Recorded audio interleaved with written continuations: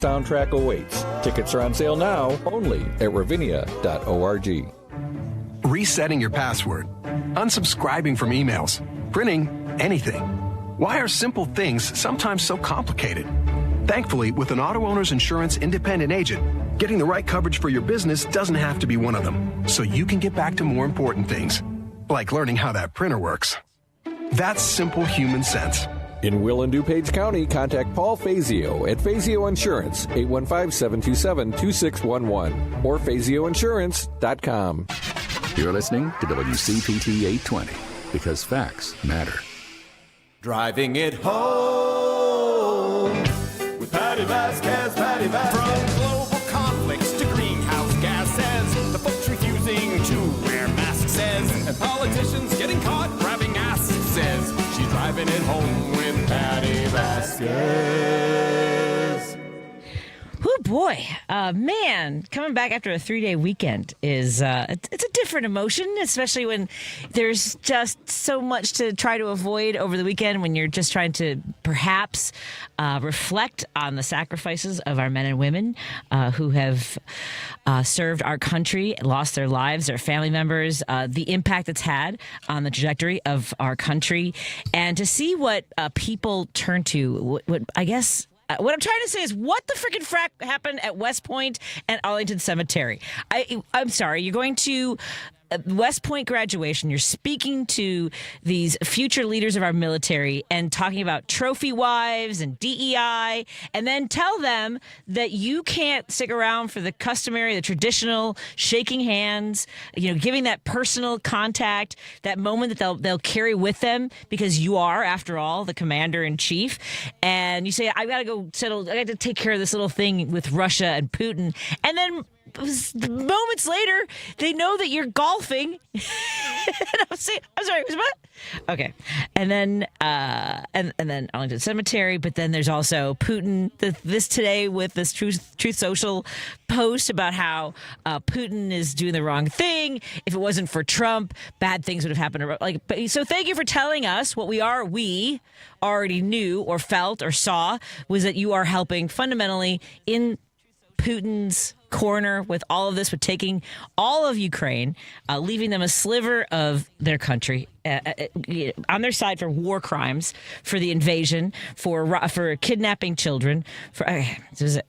And then again, what leader of not just the United States, but any country who has this day of memorial, because obviously this happens all over the world where we take a moment to acknowledge, to honor those who have fallen, to go on to social media and call more than half of this country scumbags or whatever, all this language, all caps, just this angry rant. I still can't, I'm never going to get over people who were all in on this, who were like, well, I didn't like her.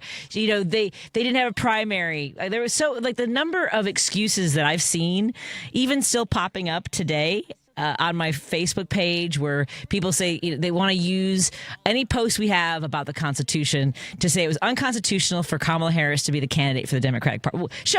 Show me the section of the Constitution, which nobody can.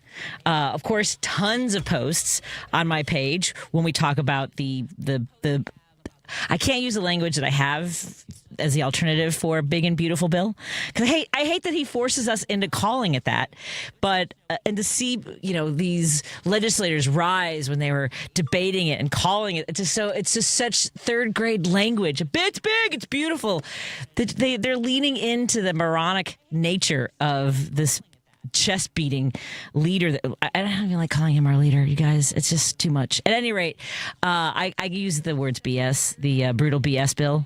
I think that works, right, Paul? I was trying to figure out how to turn your mic on again. We failed to do that in the very extenuous and extended show prep that I do when I come in and get everything all set. I tried to rotate through it, but I don't know how to take it. You can come on in and set your microphone up, please. But I've been going back and forth with some folks, and if you follow us, and please follow us on the Patti Vasquez show page, I do engage with some folks here and there just to let people know that, one, we are not a propaganda page. I will get into arguments. I will stand behind the things that we post. I will engage folks to help others know that we are there to push back. We aren't going to just let them put those lies out there. It's infuriating. So I've gotten a lot of posts with a tremendous amount of stupidity just laced through them. Things like the immigrants don't deserve, that our Constitution does not cover illegal or undocumented individuals, when it's there's nowhere in the Constitution that says that due process is only for citizens. This whole idea of, if you didn't want due process when you cross the border, you don't get it. That's not how it works. That's not how any of it works.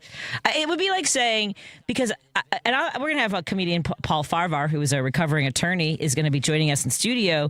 We can talk about this a little bit more, because the idea that the extent to which so much of MAGA, people who don't like black and brown people, want to punish people who are undocumented, I believe, if I'm not mistaken, would be basically like saying, if you go 25 miles over the speed limit, you should be in jail. Paul's in studio. Paul Farahvar joins us. Does the microphone not? You can't take it? I have no idea how to do it. It wasn't one of the options. It's supposed to be. Sure. Like, No, it's a T program. Is it T program? And it's a far right one. Oh, that's good. I don't know what I'm missing. Mic 1 or something like that. No, okay. it's T program B. Okay, then yeah, then it's there. Yeah, come okay. show me but how are you doing, Paul? How was your weekend? It was good. I was here. You were here the whole weekend? Yeah.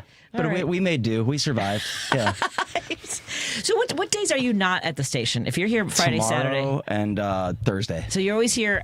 So just Wednesday in between. So Friday's my Monday and Tuesday's my Friday. All right. And how do you? So I know you take Metro, and the Metro runs pretty well, doesn't it? I mean, unless something happens down the line and then your whole day is ruined. It's the worst. I've had, you commit to it, right? So Yeah. I had it where I was like one stop away from my house, and there was like a storm last year, and we had to sit in the middle of nowhere for like 3 hours. No. Yeah, because there was we had to wait for someone to come by to clear debris on the tracks ahead of us. So I just had my wife pick me up that day. So I take the train to Ogilvy. I work downtown, and there was one day when there was like construction or something on the tracks, like in Des Plaines, and they told people on the train, they're like, "We might not move for a while." Yeah. And I was like, "I will be getting off this train." Yep. Yeah. And when I came back later, they had just left, and we were right behind them on the next train. There was the day, was it last summer, when there was like the data breach where like it shut down like the whole world. Do you remember that? Yes. It affected Metro. And I follow, they have like, they're pretty good now. They have like a tracker where you can follow like where the trains are at, when they're going to be around. And I got stuck in Des Plaines, but I had to be here. Oh, God. And it was like, I could have been late, but that day I was recording an interview with someone because I was filling in the next day. So I was like, I got to get to the station. This is not negotiable. But that's the thing, to be on a train and be trapped. It's not like you're on a plane. Yeah. Right? There should be zero situations where you're on public transportation, and unless there is an accident, that you should be trapped on a train. I shouldn't reveal this, but the conductor taught me how to escape the train, but he's like, you didn't learn that from me. So like, the little air release or whatever that they have. So when I left, I was just like, I'm leaving. And they're like, okay, we don't know this.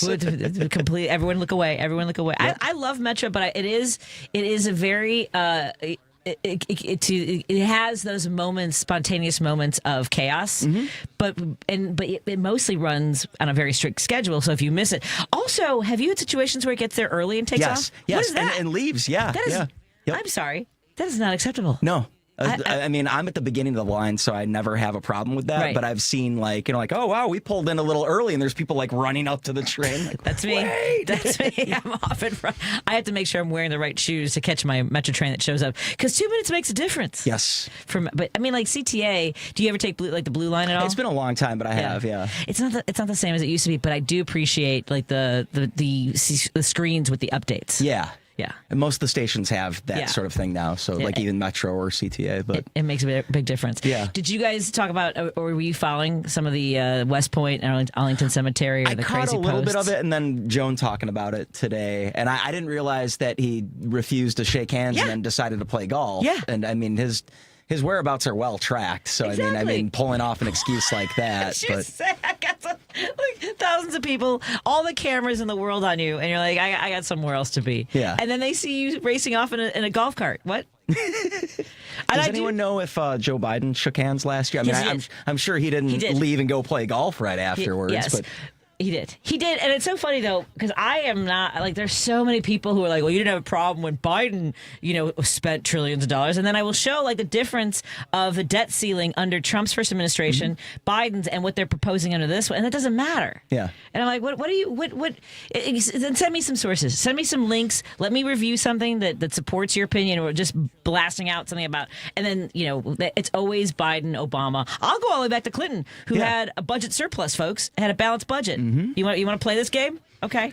There's always the whataboutism, and like, unless something slipped under our radar during Biden, nothing was that egregious like it is under Trump, where you just, I don't remember the trade war that Biden put us through. Well, and the response to COVID cratered the economy, and even Trump had to do the CARES Act. He had to do a tremendous amount of spending in order to make sure we stabilize our economy, and Biden had to get in with a lot more Band-Aids and infrastructure and injection into the economy with, renewable energy development, whether the chip, all the stuff that we did under Biden. I think certain industries just grew under the Biden administration. I mean, even when you look at the long term, not that the Dow Jones should be our economic indicator, but it trended upwards despite the rough path that we had at the beginning of it in the wake of COVID. Well, that's the other thing. When he started with this tariffs nonsense, right, and we had those days, just day after day of plunging markets, and now we've had pretty solid, rebounding and gains. And people are like, well, it's because you didn't make any money off of it. That's not the point. It's that they are using it. They are. I believe to my core that they are manipulating the market. Last week, saying that he's going to single out Apple, or he's going to put tariffs on one country, and then saying he's not going to let the price drop, let them sell, let the price drop, buy it back when it's cheaper. Tell me that. I believe that. Yeah. I believe that entirely. I mean, like, it's especially with how much fluctuation. Based on the whims of Trump that day, he could say something and it could increase or decrease the market. Yeah. And of course, the favoritism that we're seeing going on, like the crypto dinner the other night, and some of the people that are aligning themselves with him. It's clear and obvious that it's the old boys club once again. It is wild. And here's the thing: when people are like, "You're just mad you didn't make any money," my 401k did make money. Yeah. It did drop briefly, and I'm not talking about that. Yeah. But that to me is the difference. At least for me, between being, I guess, being liberal and being conservative. For me, liberal means it's not about whether I'm benefiting. Sure, I'm safe right now, and am I worried about my future, my son's future? Yes, but I know that people are suffering right now, and I want to do something about that. I saw you had posted about that Vermont farm that needs its migrant workers, the Trump voter. That, gosh, I really, it's affecting me, and it's like, well, we warned you about this all the way through, and I don't want to see the farm fail. I don't want to see the businesses fail, but it's like, we warned you about this. Yeah. It's exactly the same thing with, there was a great article about this farmer in Kansas who is about to lose everything. And he said the only legislator who will return his phone calls or talk to them or hear them out is the Democrat that's not even from their district. That's the point. Okay. I'm going to start yelling again, Paul. Okay, we need to figure. Let's see if we can figure out your microphone. You got the microphone on. Yeah, let's take a break here. We're going to have comedian Paul Farahvar joining us shortly. We've got our friends coming up. We've got Ben Cominos, and we'll get to all the things in just a moment. And I want to thank our sponsors, Monaco Brewing Company. Let's talk to. We're going to talk about Source Solar and Kids Above All. Paul, we'll tell you more about all that when we come back on WCPT 820 and KKNW 1150 in Seattle, Washington. Dive deeper into the heart of the news and stories at WCPT 820 and across the Midwest by checking out our website, heartlandsignal.com. It's the coverage I can count on every time. For the latest news updates, in-depth analysis, compelling stories, comprehensive election coverage, live streams, and thought-provoking opinions, head to heartlandsignal.com. When I need to know, they're there. They keep me informed and updated wherever I am. Stay informed with WCPT 820, your go-to source for where facts matter. Chicagoland, are you ready to head up to the northwest suburbs on Sunday, June 1st? It's the 7th annual family-friendly Buffalo Grove Pride Parade. It all begins at 11 a.m. featuring 100 businesses, organizations, dance teams, musicians, bands, schools, and much more. The parade is geared for the LGBTQ community members and allies of all ages. This year's theme, Pride is Natural, highlights the normalcy of being an LGBTQ family in this time of great distress in our nation. And this year's Grand Marshals, well, it's us. Yes, WCPT 820's own me, Scott Duff. And me, Ellen Miller. We're the hosts about Chicago. The Buffalo Grove Pride Parade will feature a special tribute to Balloons by Tommy's Lake Rate owner with an incredible display of rainbow balloons. The Buffalo Grove Pride Parade, the family-friendly Pride Parade filled with magical giveaways for all, is Sunday, June 1st at 11 a.m. Information and map can be found at pintoprideproject.com. See you there. Alexa, play WCPT. WCPT from TuneIn. If you're listening to this station right now, you've definitely heard my voice before. Hi, I'm Hawk. And I'm Pete. And we're with Source Solar, your local source for solar. Source Solar is Chicagoland's premier solar installer, providing solutions for over 1,000 homeowners and business owners across Illinois and Iowa. With over a decade of industry experience and deep roots here in Chicago, we have the expertise to help your transition to clean, renewable, resilient energy. We can guarantee that we save you money day one without any out-of-pocket cost to you. This means you have an instant ROI, instant payback, and can save money to add to your bottom line day one. At Source Solar, we source everything as local as possible, meaning we always carry the Made in USA sticker. Find us online at www.source.solar. Stop in our office at 5710 North Northwest Highway or give us a call at 773-985-3992. And don't forget to ask for Hawk or Pete. You're listening to Driving It Home with Patti Vasquez. Okay, I was mentioning coming out of that segment before the break, I wanted to give you some updates on our sponsors. First, I want to remind you that we had a wonderful conversation with our friends from Source Solar. You can go to the Heartland Signal website, heartlandsignal.com, and perhaps subscribe to my podcast so that you can listen to those interviews. And we will be having them on again, I believe, on June 10th. They're going to join us again in studio to talk about renewable energy, what the tariffs are doing to the supply chain and ordering, and a lot of folks are involved in renewable energy. And I want to tell you that our show for Kids Above All on June 5th is next. That's the next Thursday, June 5th. The show is at 8 o'clock. Doors open at 7. They'll have like drinks and snacks, and they've always got a nice little buffet of lovely pre-show treats. And that is at the Den Theater. You can go to kidsabovall.org. We would love to see you at the show. It's going to be a great comedy show featuring comedians Paul Farahvar, Kimberly Marion, and Chris Barnes. I will be hosting with some new material. I've been working on some stuff. I feel like every time I do these shows, because I'm hosting, I want to make sure that I do stuff that works. So I tend to rely on things that I know really well and their personal stories. But I'm like, this is like my 8th year of hosting this. I want to make sure that folks that keep coming back have some new stuff to enjoy. And it's always an honor to work with our friends at Kids Above All and support their mission to help children live happy, healthy, safe lives.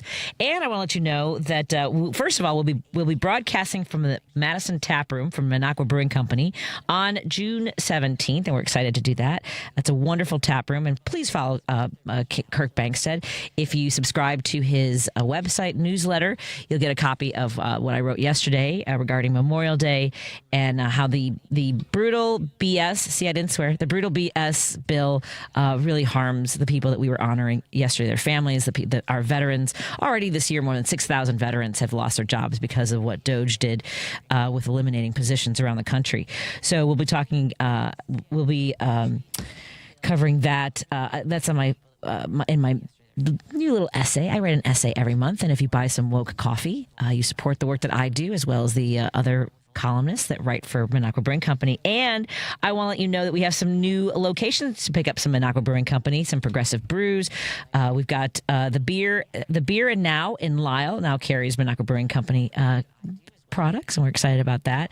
AJ's Liquor World in Naperville, Westside Liquors in Morris, Liquor World in Kankakee, and Artally and Company in Rockford. So all these locations are posted at the top of the Patti Vasquez show page and the MinocquaBrewingCompany.com website. I would love for you guys to join us on the Patti Vasquez show page. And I've been asked now, Paul. Let's see if you're does your mic work now? Hey, we figured it out. Thank you for your help on that. You figured it out. That was you this time. I was just pushing buttons and I didn't break anything, and that makes me very excited. That's what I tell people too. Yeah, just don't break anything. So you mentioned that you were on my Facebook page and you saw the article that I shared about the Vermont dairy farmer who now realizes that the people because he can't get anyone to milk the cows. Yep. And this is happening in Wisconsin. This is happening in a lot of states, many states where they voted for Trump because they wanted something different. They didn't like the direction the economy was going. They definitely wanted those were their two things. The economy and immigrants were their two things. And now their economy is being negatively impacted by the fact that the immigrants are afraid to go to job locations, whether it's construction or agriculture. Or be careful what you wish for, I guess. They thought other people would hurt. And I think a lot of people thought migrant workers only work in like Arizona or California. So it's interesting to hear like Wisconsin and Vermont relies on that help as well. There you go. And so having been to the page, now do you go through and look at any of the comments? Because they're super stupid, some of them. Sometimes, yeah. Like, especially when you post how people slide in your DMs and say vulgar things. I'll look at some of that stuff. But and it's funny because, like, I just kind of doom scroll Facebook and I'll see like an interesting story like that. And it'll be like, well, what news source is telling me that? And it's like, oh, it's Patty. That's cool. Patty checks her sources. Well, sometimes it's cartoons. So somebody asked me to start a Facebook group so they didn't have to deal with the trolls on the page. And I don't know how to. So I guess I just create a group and I just start inviting people that we can tell, I guess, like the top fans. Do you prefer to keep it away from your Facebook page, and do you want to create a separate thing altogether? Oh, is that what I can do? Like just the Patti Vasquez show group, I guess? Yeah, I guess you could do that. You could do a page or a group, I suppose. I'm not the person to ask about this. I've kind of like distanced myself from Facebook in the last few years. Yeah. Once AI got involved, it got weird for me. Well, is AI not involved in Instagram and TikTok and those other ones? Aren't they also? That's a good question. So I'm not on TikTok. I'm on Instagram. I think there's AI involved in it. But I know on Facebook, like, something will come up and it'll give you all those options at the bottom of the post, and I've like accidentally clicked it, and then I've got AI in my chat box telling me things. Like, and there was even like after the Super Bowl, I like clicked on something by accident, and it's telling me the score of the Super Bowl, but it was the wrong score. So I was like telling AI this. I was like, you need to get this right. This is on you to remember this. And I told the AI, I was like, you come look for me when the robots eventually take over. And it was like, I'm not planning on any robot uprisings. Yikes. I had one where for some reason it thought I wanted to get more information on the comedian Patti Vasquez, and it gave me a synopsis of who I am. And was it accurate? It was accurate. It was like she's not nationally known. She's developed a following in Chicago and is known for being whatever. And I've seen you on Byron Allen. You're nationally known. No, I'm not. It's not known. I mean, I've appeared. There's a difference between being nationally known and having appeared nationally. Okay. Because here was what always. Nothing was the same after Johnny Carson when it came to appearing on national television. I mean, there were some, but there were some comics that would appear on Letterman like 40 times. And while you and I might know Jake Johansson, that's who I'm talking about. Okay. See, do you know who Jake Johansson is? I know the name. I don't think I know him. Brilliant comedian. I think he appeared on David Letterman more than any other comic, and he's still not a household name. Oh, wow. Brian Regan kind of got there. He was never really a household name, but I think his specials kind of rose to that level.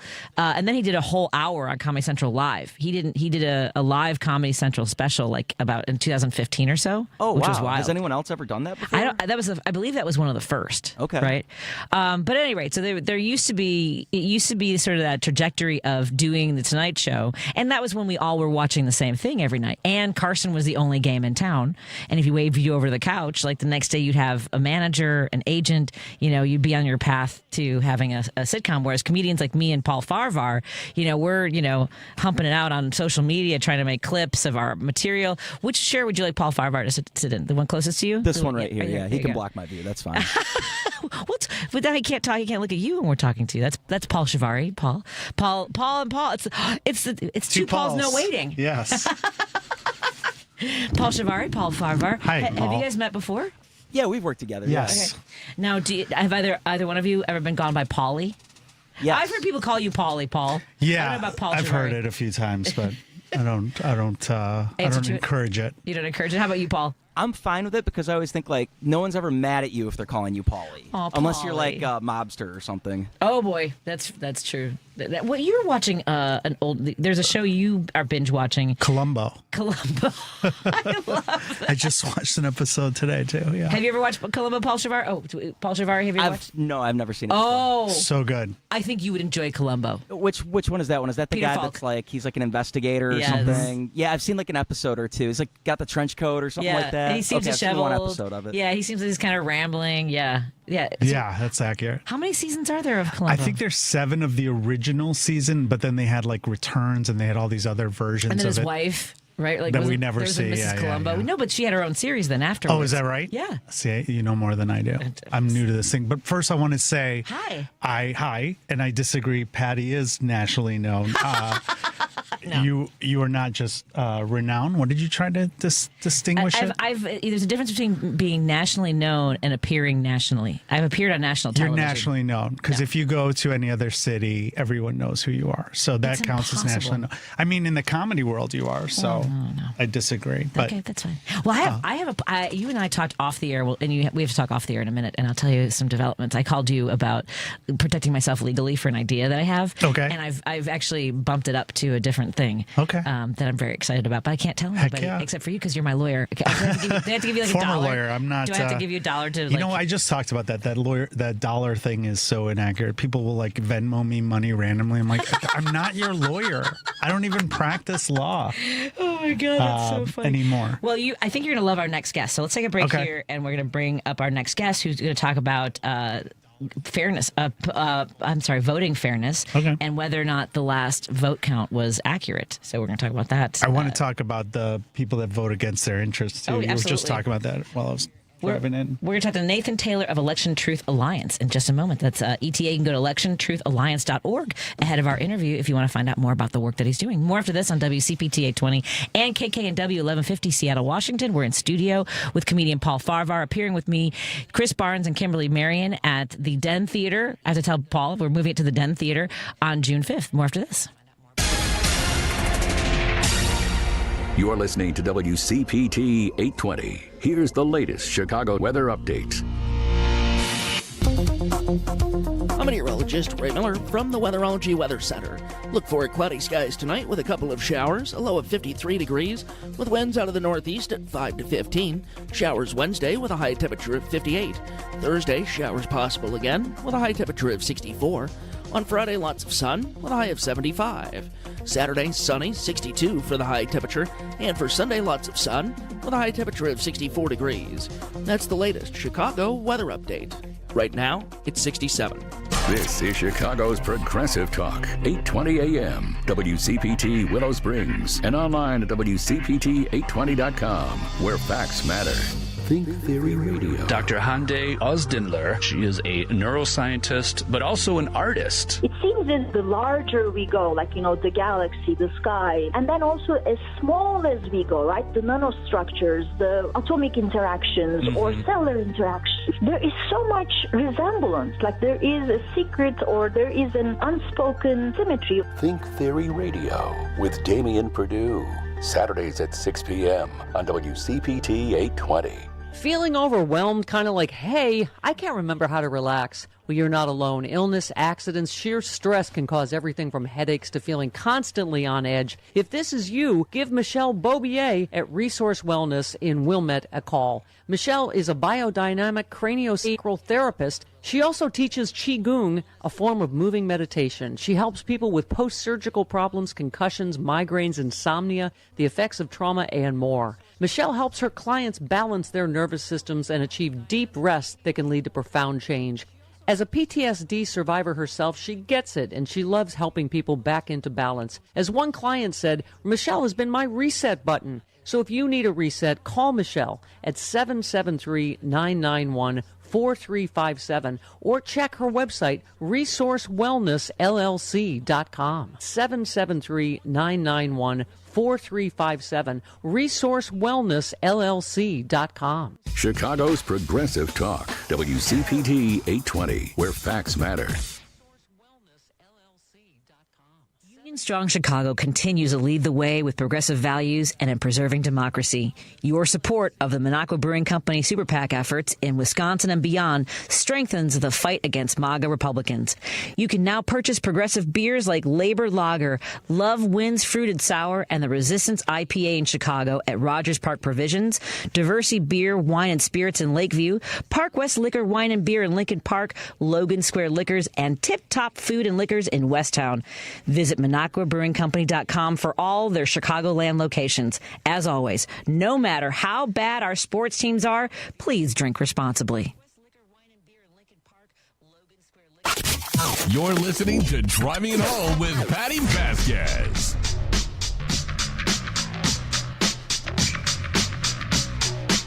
Thank you so much for joining us as we continue to drive it home. Joining me in studio is comedian Paul Farahvar. He's a recovering attorney, and so the news of the day must drive you crazy pretty much all the time. Every day, yeah. I've been fighting people on Threads a lot. So if you've noticed. Why are you fighting on Threads? Like, I like Threads. I think but Threads isn't it kind of more of a friendly? Yeah, Democrat? but there's more people on there now. But Twitter the algorithm there kind of messed me up, so I don't go there as often. I feel like Threads there's at least more educated people, but I could be wrong. I don't know.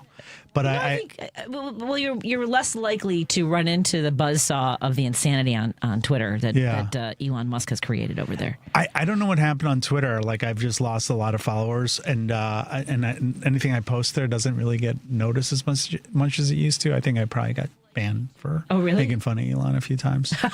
I just stopped using it. I mean, my account is still open. I don't even know what's happening over there. Same. And Blue Sky and Threads, I really haven't been. Blue Sky doesn't do anything for me, but Threads is fun because there's a lot of good information out there that people post, and then I'll comment, and then it is fun. Let's see. It's really too CD that this weekend. Oh, I don't know someone did a voice to text. I'm not sure. I can't read this text very well. Oh, Jake Johansson is hysterical. Have you ever worked with Jake Johansson? He was my hero growing up as a comedian, and my first stand-up show I ever saw, and then I got to work with him 20 years later last year. Open for him. It was a full circle moment. Isn't that amazing? Yeah, on my birthday too, so it was pretty cool. Hold on one second. The number isn't working. I have to let Jerry know. Isn't working for our guest. One second. All right, 1 second. Jake Johansson and I. This is so funny because my listeners are like, oh God, she's going to lose her mind about the 2000 election. My faith was shook. I mean, like, I think that I have never really recovered from the Gore v. Bush situation. And Jake Johansson and I were working together at Zany's in Old Town, and we would be up until, because it's a 4 a.m. bar, we would be there till 2, 3 in the morning talking about the election, because neither one of us could believe it. Yeah. And he's not a political comic. I didn't really talk about politics at the time. I didn't have a radio show. I didn't know this was, you were 10 years old, yeah, that was the thing. But yeah, we were absolutely stupefied by what was happening. And do you think about that? I mean, because I was in law school, or I just finished law school when that happened, and so we were talking about how my professor was actually on the team for Bush, and so he was always like, Supreme Court will never get into political wars, and then they did. Well, because Sandra Day O'Connor whipped the vote 5-4, yeah. They stopped the vote, and everyone always wonders what would have happened if they continued to vote in Florida. Well, you know what a lot of people wonder is if Kamala Harris had won, what would today be like? My husband wakes up every day going, I was supposed to be happy. And I'm grateful for people like Nathan Taylor from Election Truth Alliance, who joined us on the line. They're a nonprofit, nonpartisan organization dedicated to supporting unbiased election analysis and informed discussions surrounding the results. Nathan, thank you so much for joining us. You're on the air with me and comedian, recovering attorney Paul Farahvar. How's your day going? Hello, excellent. Thank you so much for having me again. Happy to be back. Excellent. And I know last time we spoke, we were talking about the numbers that you were going over, what you were looking at in regards to North Carolina and Pennsylvania. Catch folks up on the work that you do. I know I gave a brief description, but just so that people understand what you're focused on and what the goal is. Yeah. So the Election Truth Alliance, which I am one of the co-founders of, as you said, we're nonpartisan, right? We don't care about political parties. We just care about making sure our elections are secure and safe and correct. And we're composed of a bunch of volunteers now. We've hit over 50 volunteers, and they all have backgrounds and degrees in statistics, data analysis, political science, and myself, I'm cybersecurity specific. And so our goals are pretty simple. We formed just after the election. We were concerned citizens, and we said, hey, let's investigate the election. Let's make sure our elections are accurate, and that people are making sure the audits are catching any concerns and everything is adding up. And so kind of going forward, we are working with election experts across the U.S. and in Europe, actually, to raise awareness of the concerns with this last election, to improve security and come up with better plans for the midterms and next elections. And as we're doing that, we're investigating and trying to get our hands on actual ballots in places where we're finding these concerns, like you highlighted in Nevada and in Pennsylvania. What are some of the things that are threatening people's access to vote and having their vote count? Yeah, so there's all kinds of things. The ETA has mostly focused on statistical analysis of our elections. There's been a lot of work in European elections to actually come up with ways to analyze elections, Russian elections, and others. But we don't talk about this as much. But we are very familiar with all of the concerns around how our elections run. Every state runs their own elections. They do their own audits, and they manage their own registration. And so this last time around, in addition to the statistical concerns that we've been highlighting, I know that the work of Greg Palast, he's an investigative journalist. He's talked about voter suppression, and he calculated how impactful that was as well to the 24 election, from voters getting disenfranchised and taken off of voter rolls in like Georgia, and mail-in ballots never getting delivered in time. These are just some of the concerns that all put together could change the outcome of how our elections are run. And it's concerning because, for example, I think last numbers we saw for Greg Palast is like 3.4 million voters that potentially didn't get a vote when they cast their vote and their votes weren't counted. And that is concerning. And that's something that we do want to highlight. But right now, we are digging into the statistical concerns of how the 24 election was conducted and the results. And so that's what we are pioneering. We just recently put up a paper made by Dr. Walter Mebane. I don't know if I mentioned this last time. I don't know if we were there yet. Do you know who Dr. Walter Mebane is? I am not familiar. Neither is Paul. No, I don't. Okay, so he is pretty much the leading U.S. election fraud expert. He's a professor at the University of Michigan, I believe. He's known for his election fraud statistical model that can actually estimate vote manipulation. He was given a grant and worked on a project with USAID, yes, that USAID, to create a toolkit for election fraud detection. He was cited. I think he's put out over 7 different papers for multiple elections throughout the years, European elections and U.S. elections. So he did actually talk about the 2020 election in his analysis as well. So we did reach out to him. The ETA reached out to him. We had published our Pennsylvania analysis highlighting concerns of potential election fraud in Pennsylvania.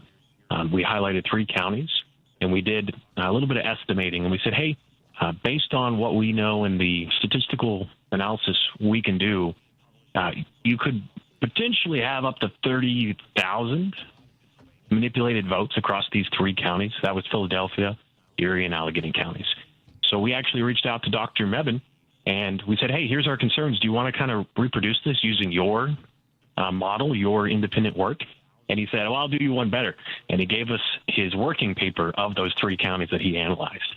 And he came up to, I think, around 28,000, 29,000 at max anomalous votes. He does break it down a little different than we do, but he independently, came up with the same concerns we did. So that was kind of our last big release. We've not been able to get this into any news. We've not been able to get this into any widespread coverage beyond just independent media and ourselves. So that is a struggle. Why is that, do you think? I'm not, well. What are your thoughts I do on know. I have spoken to a couple journalists. I've spoken to a couple state and federal representatives. And I think the struggle right now is we're still fighting the taboo of talking about elections in the last 4 years, I think is really what's hurting us right now. I know that I almost wonder how hesitant people are to carry stories because of how much. It's almost like because Trump complained and whined so much about. Still does. Right. It still does. Right. They're going to teach this in Oklahoma to kids that the election was stolen, that there was, voter and election manipulation. Is that part of the fatigue a big part of it? Yeah. Oh, 100%. I think what has really hurt us is we've taken talking about the most important process that we do in America, which is voting, which is our democratic process, and we've turned it into a taboo where you can't discuss it, you can't talk about it. If you talk about it and you bring up the concerns of election security, you get labeled as a election denier. And I feel like that makes it very easy to get away with doing things that would allow you to benefit from messing with our elections. That's the whole point. And I bring up this analysis a lot, and I really like this. So when it comes to finance or when it comes to cybersecurity, you have audits, right? You double check. You have a process. And so there's a common term. It's trust but verify. But in this case, there is no trust in our elections, right? There is no actual verification process unless very specific things happen. And what is concerning is coming into this line of work. Before this, I worked in cybersecurity. I was a 25 Bravo computer tech specialist in the Army Reserves, got my degree, became a signal officer in the National Guard, radio communications, satellite, all of that. And then, cybersecurity was my civilian and it was my degree focus. And what's interesting now is as I kind of stepped up with the ETA to look at elections and look at how we're doing it in the U.S., I'm finding out we're not really doing a good job. The due diligence isn't there. And what it relies on for like the 2020 election, I will highlight there was a lot of recounts. There was a lot of additional audits and checks in the 2020 election. They ultimately found no substantial manipulation in our election benefiting the winning candidate, which was President Biden at the time. This time around is very different. It's very different this election, how it played out. There was no automatic recount thresholds. There was no targeted audits. At best, many of the states did a 2% or a risk-limiting audit, and they chose a handful of votes in some of the smaller counties and counted them up and didn't find issues. And what we're finding now is as we're getting more data in the ETA and we're doing our reports, we're looking at the largest population centers where they weren't sufficiently audited, and we're finding concerns. And people ask us, hey, we had audits. Why did this not catch any of the things that we keep raising?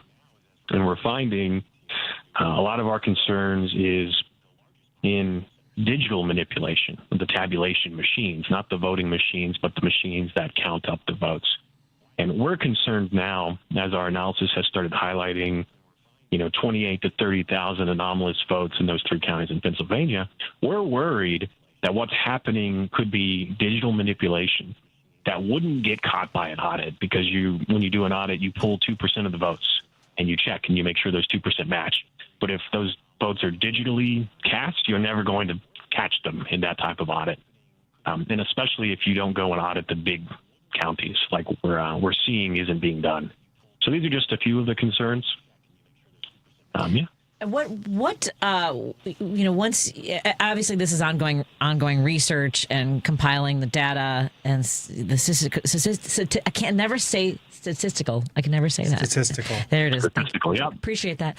All that you're gathering all that information. What is there a culmination to this? Is there something fundamental? I mean, a lot of people would love to see people being held accountable for election fraud, right? Which is so rare in general in the past. Mm-hmm. But if there's a bigger conspiracy, if that's something you find, is there any sort of outlet for that? Is there any way in which to hold people accountable? Yeah, this is an excellent point. So this is something we've time and time, had to address and had to prepare for. Is let's say as we continue to publish our findings, we work with election experts. Our next step right now as the ETA is we are trying to coordinate with state governments. We are trying to coordinate with counties. And some have been willing to come to the table. I can't say who, but some have not. And that is the next step is let's prove it, right? If this is real, let's get some audits. Let's look at some of these places our analysis is telling us there's manipulation, potentially. And let's check it. Let's verify. If there is manipulation there, we have some very large problems because we need to figure out how is it happening, right? We're concerned it's a cyber security exploit. It's a manipulation digitally. Excuse me. And so that's something that could be tied to the machines. That is a concern. And if those machines are used in upcoming elections, that vulnerability is still there. Yeah. So that's the first thing we really want to highlight is, hey, let's protect upcoming elections first. If this is happening, this did happen, let's prevent it from happening again this way. And then the other path as well is, as you said, how do we address the elephant in the room? If there was manipulation in our elections and candidates were elected illegitimately, how do you even begin to unravel that mess? That comes down to us working with state governments to begin, because each state has they have the right, legally speaking, to run their own elections. Each state has the authority to run their own elections and certify them, and that is the outcome. So if we find that there was manipulation and that the outcomes were manipulated, that does open up a lot of unknowns, but a lot of opportunities in how we can go forward and address it. We don't know what that would look like, to be honest. It's never happened before at this scale. It would be an interesting legal battle, and that's something we have been in the Election Truth Alliance gearing up to fight. We've been retaining lawyers in multiple states. We've been reaching out to the state governments, coordinating, making friends and allies in civil rights groups as well, because that's where a lot of the power and support will come from if it finds out that this is manipulation and has been happening. And then we go from there. And, a lot of people will say, why? Why does it matter? Well, it matters a lot because we want our elections to be correct. We want the people making decisions in our country to be elected, and we want people's voices to be heard. And I know that's a concern a lot of people have. We've got a text from one listener who's worried that we may not have fair and free elections anymore if they continue to get away with manipulations or whoever is behind it. Especially if they don't show up in the recounts that are ordered. I think that's what I heard you say. Yeah. Well, so the good concern, I will say this, everything we've looked at, we're somewhat confident that the physical ballots, the votes, the thing that was validated by the voters should be more accurate, should be correct. So a lot of people really aren't familiar with how our voting infrastructure works because every state kind of does their own thing. But in reality, there's voting machines and there's vote tabulation machines. These are two different things a majority of the time. But if people, they'll go to their... Yeah, go ahead. If a candidate, I know that the trigger for the automatic recount did not occur in certain states, but let's say the 3 counties you found in Pennsylvania, if they did do a recount on their own dime, as they're allowed to do, you're saying that it wouldn't even show up. The statistical findings that you and the doctor were talking about, those wouldn't even show up if they did a recount that was paid for. It's not trackable. It's not trackable. That's incorrect. Sorry. Oh, okay. I may have misillustrated. So the recounting of the physical votes should show concerns. What I was mentioning is the automatic audits that are done by the counties. They're not auditing 100% of anything. They're auditing 2% of the votes. And so a targeted recount like what you're saying, we would recommend, hey, go count 100% of a precinct, go count 100% of a county, and that will show you concerns. Can you hold on the line? Because I've gone way over my segment, and I know Paul's trying to figure out how he's going to edit it later. So can you hang on the line for another segment? Yeah. Nate, excellent. I appreciate it. We're talking to Nathan Taylor of Election Truth Alliance. It's a nonprofit, nonpartisan organization dedicated to supporting unbiased election analysis. Let's take a break here and continue our conversation. We come back. Sorry about that, Paul Farahvar. More in a moment. A Better Life with Dr. Sanjay Gupta. I'm willing to bet that you know it's important to brush and floss your teeth every day. But do you know the order in which you should be doing it? Well, dentists we spoke to about this said you should floss at least once a day, preferably at night before you brush your teeth. Okay? Then there was a bit of advice that surprised me, and I'll be honest, I've been doing this wrong. The dentist said you should not rinse your mouth with water after you brush. Instead, spit out what you can and let the remaining toothpaste stay on your teeth to get the most benefit. Yes, you can use a mouthwash, ideally one, though, without alcohol. And another great piece of advice, make sure you drink a lot of water throughout the day.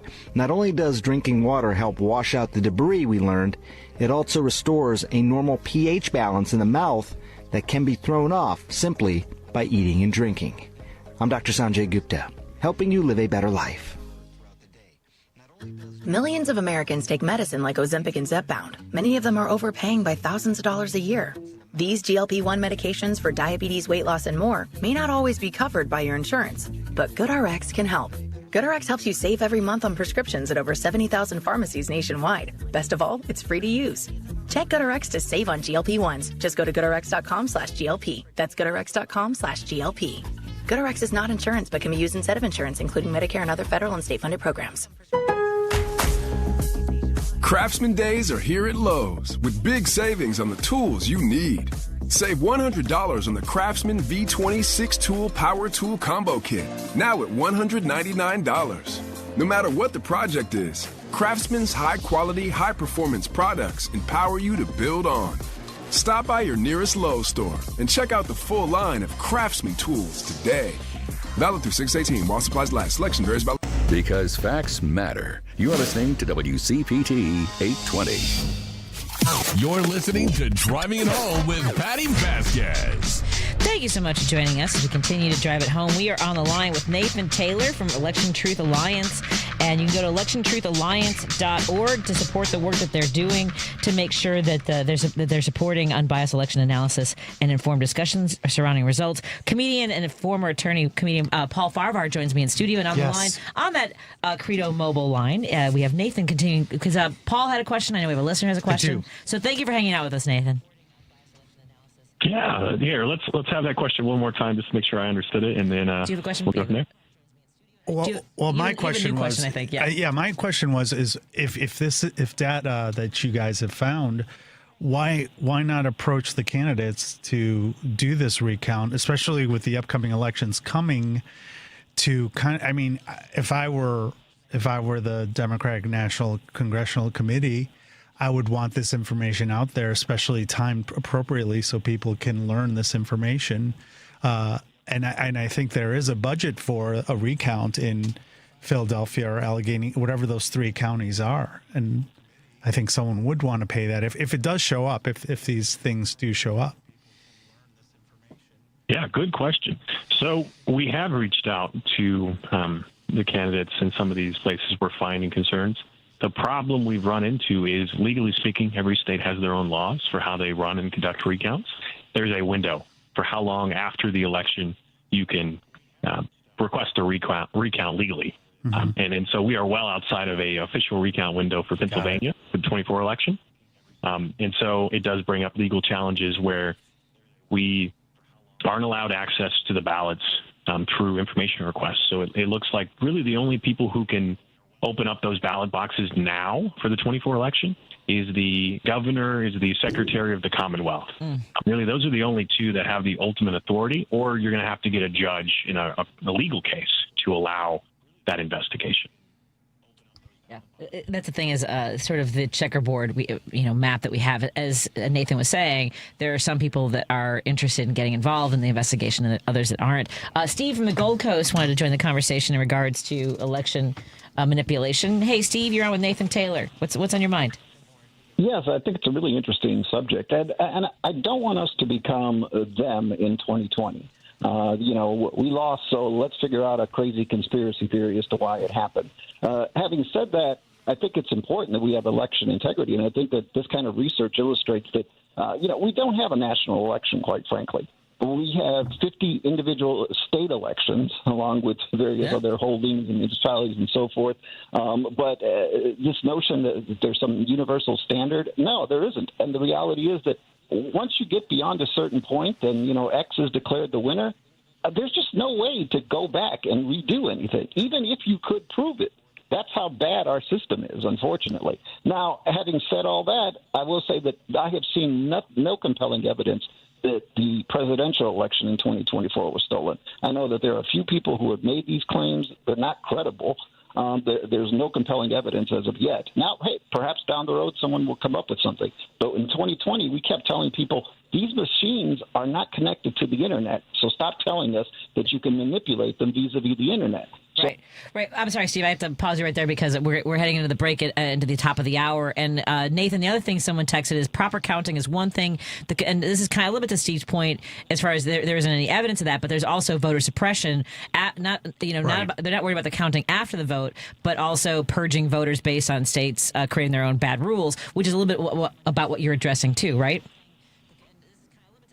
Yep, and that was excellent points. It is 50 different elections in one. the concern we have, and as we're going forward, is we are saying, hey, there are anomalies, there are concerns. Let's get proof, right? Let's look at the votes. The votes are retained by law for 22 months. So they are there, and we can go and we can inspect them. It's the process to get them.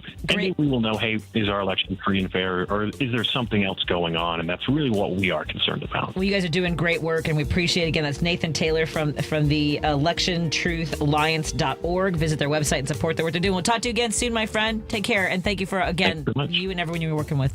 We'll be right back after this. We're going to talk to Ben Cominos. So if you're on the line, you might want to talk to Ben Cominos, too, because I know he gets people fired up. More after this on WCPT and KKNW.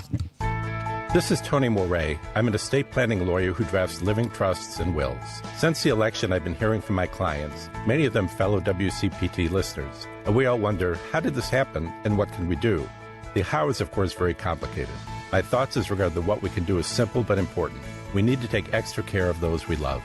Having an estate plan using either a living trust or will can provide comfort in uncertain times like these.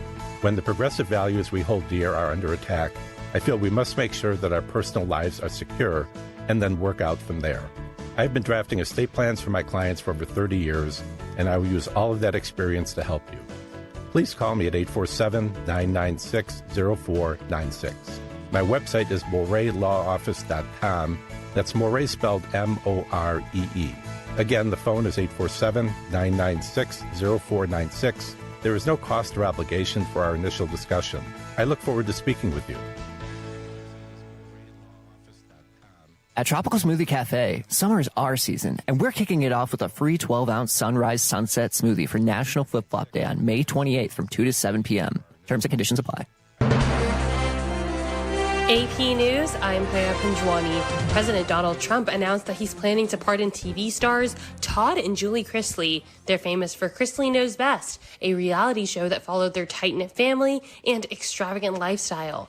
The Trump administration is moving to cut $100 million in federal contracts for Harvard.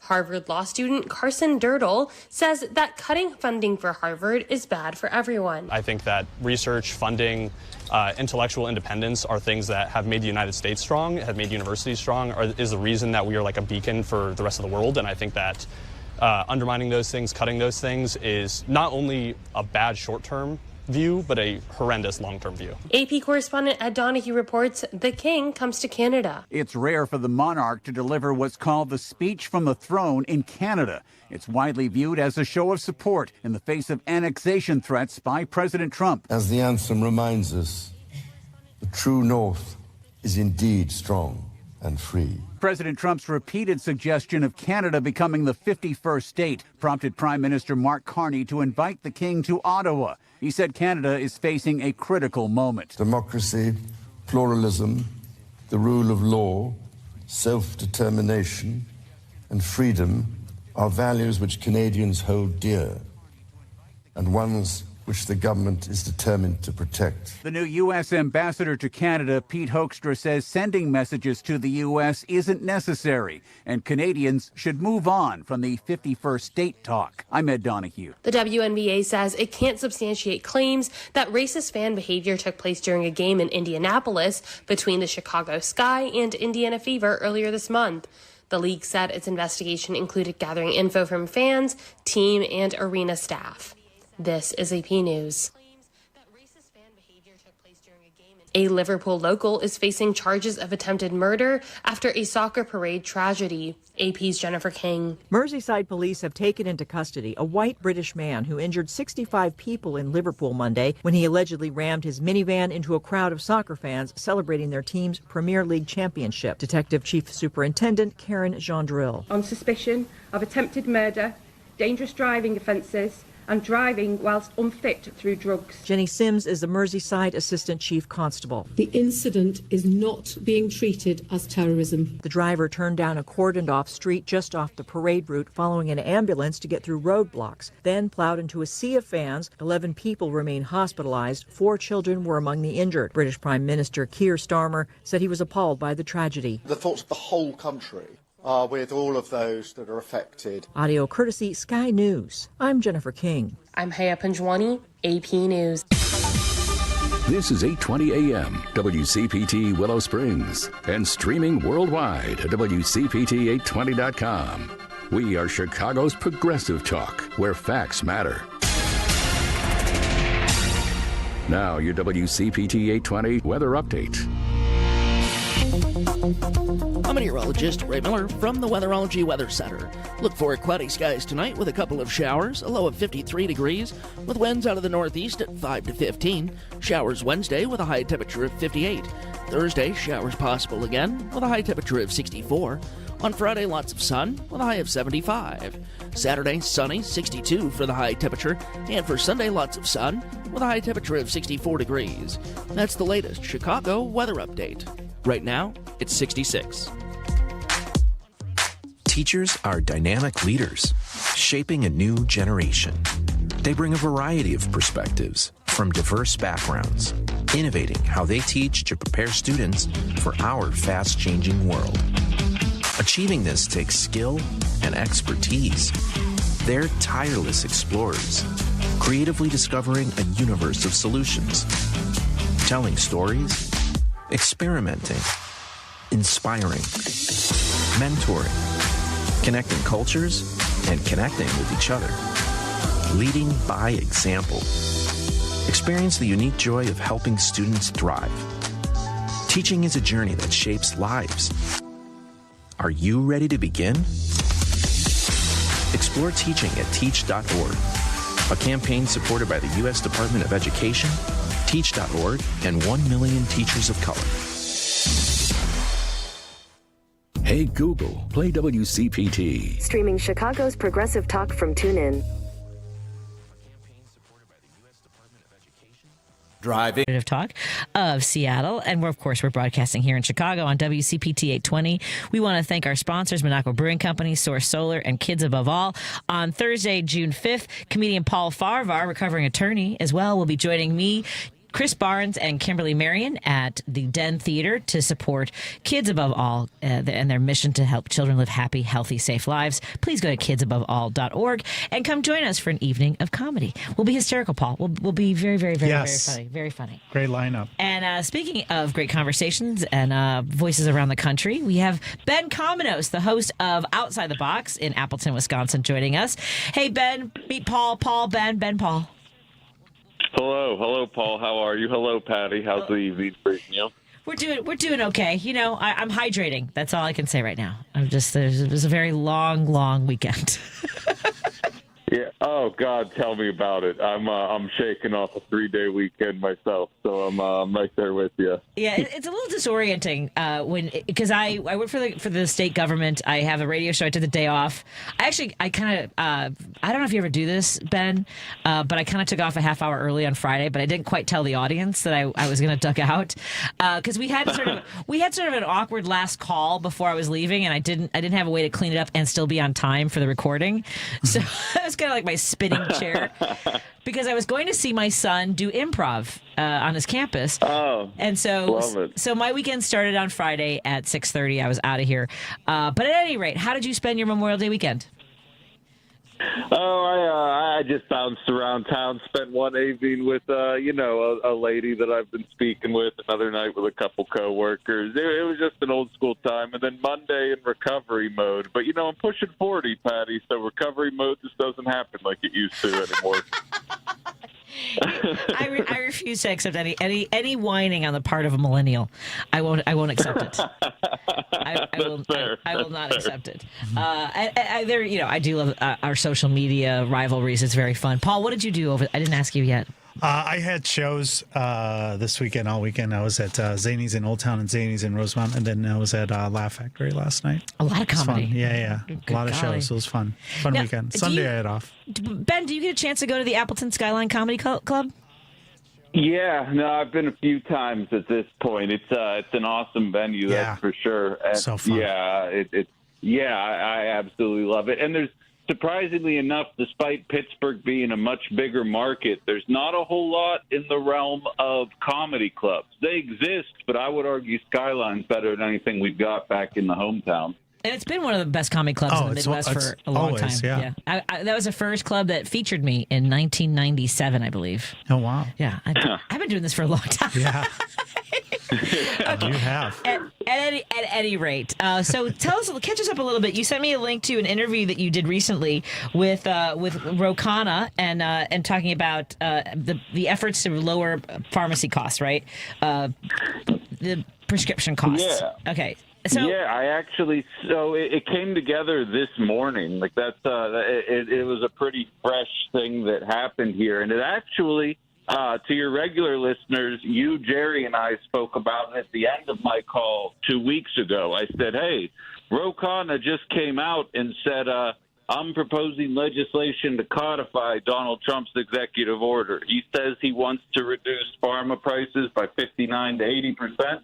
I say let's not stop him.